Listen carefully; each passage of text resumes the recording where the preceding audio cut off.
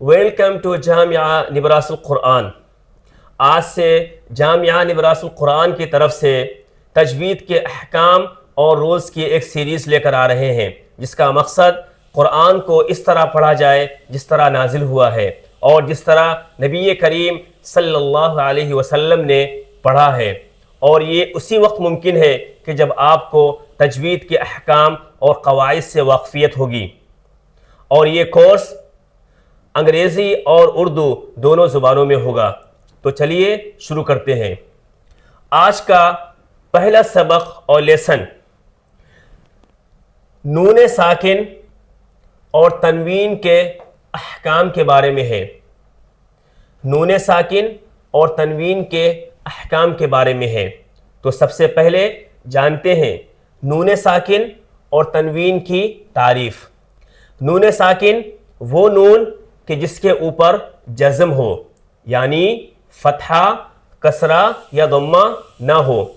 نون ساکن وہ نون کہ جس کے اوپر زبر، زیر یا پیش نہ ہو۔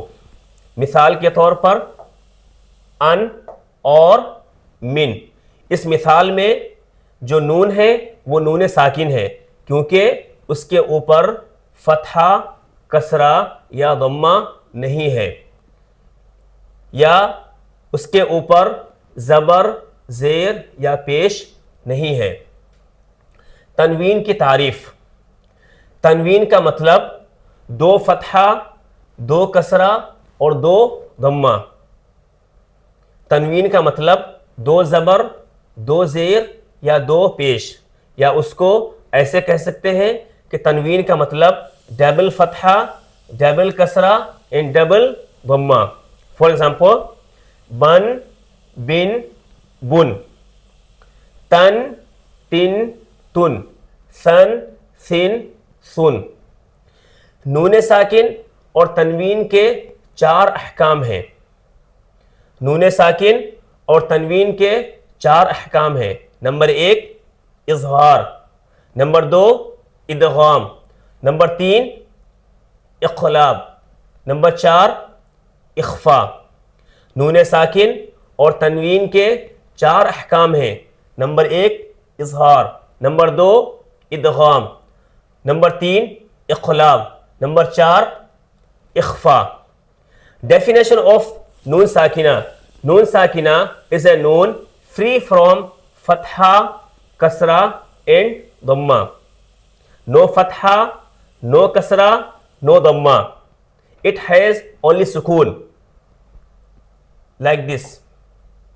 For example ان and من۔ نون ساکنہ is a noun free from فتحہ، کسرہ and ضمہ۔ No فتحہ، no کسرہ، no ضمہ۔ It has only سکون۔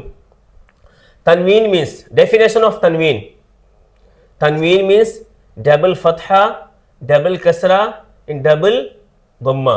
For example بن، بن، بن، تن، تن، تن۔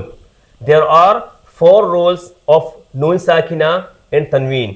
First is اظہار، second is ادغام، third is اقلاب، fourth is اخفاء۔